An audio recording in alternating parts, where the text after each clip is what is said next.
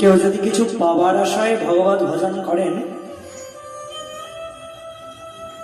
এবার ভজন করতে করতে তার এমন দশা হয় যে এক সময় তিনি যেটা কামনা করেছিলেন, যেটার আশায় তিনি ভগবত ভজন করছিলেন, সেই আশাটাকে পরিত্যাগ করে দিয়ে এখন তিনি দাস হতে চান। এখন তিনি ভগবানের কাছে প্রার্থনা করেন, ভগবান ও ঠাকুর, আমি কামনা করেছিলাম, এটা সত্য কামনা ছিল, কিন্তু এখন আর কামনা নাই গো, এখন আর কিছু চাই না গো, এখন আমি শুধু শুধু তোমায় চাই, শুধু তোমার চরণ সেবা করতে চাই, এখন আমি শুধু তোমার দাস হতে চাই, তুমি আমায় দাস করে নাও না গো। ধ্রুব মহারাজ সেদিন সিংহাসন লাভ করবেন, আর সিংহাসন লাভ করবার জন্য অমন করে পদ্ম পলাশ লোচন হরির ভজন করলেন।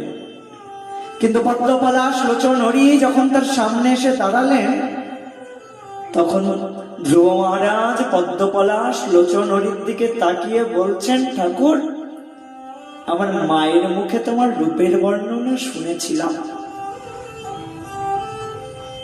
কিন্তু আমার মা যতটুকু বলেছে তুমি তার থেকে অনেক অনেক অনেক গুণ বেশি সুন্দর গো।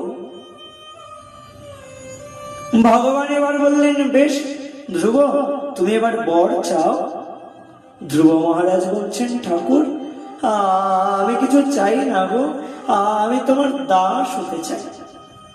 একই ধ্রুব, তুমি তো সিংহাসন লাভ করবে বলে আমার ভজন করেছ।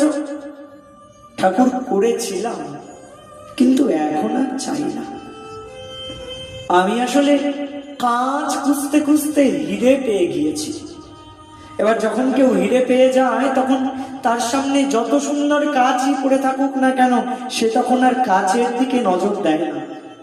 ও ঠাকুর, আমি এতদিন জানতাম না, বুঝতাম না, তাই তো কাঁচ খুঁজে বেরিয়েছি, কিন্তু আজ আসল হীরের সন্ধান পেয়েছি ঠাকুর। আর আমি কাঁচকে পেতে চাই না গো, আর আমি সিংহাসন লাভ করতে চাই না গো, এখন তো আমি দাস হতে চাই। রাজা হবার স্বাদ নাই, এখন আমি দাস হতে চাই, এই আমার অভিলাষ, একবার দাস করে নাও না গো। ভগবানের ভজন করতে করতে সাধকের অমন দশা হয়, কামনা বাসনা সব দূরে চলে যায়, কাম ছাড়ি দাস হইতে হয় অভিলাষে, কাম ছেড়ে তখন দাস হতে চায় সাধক।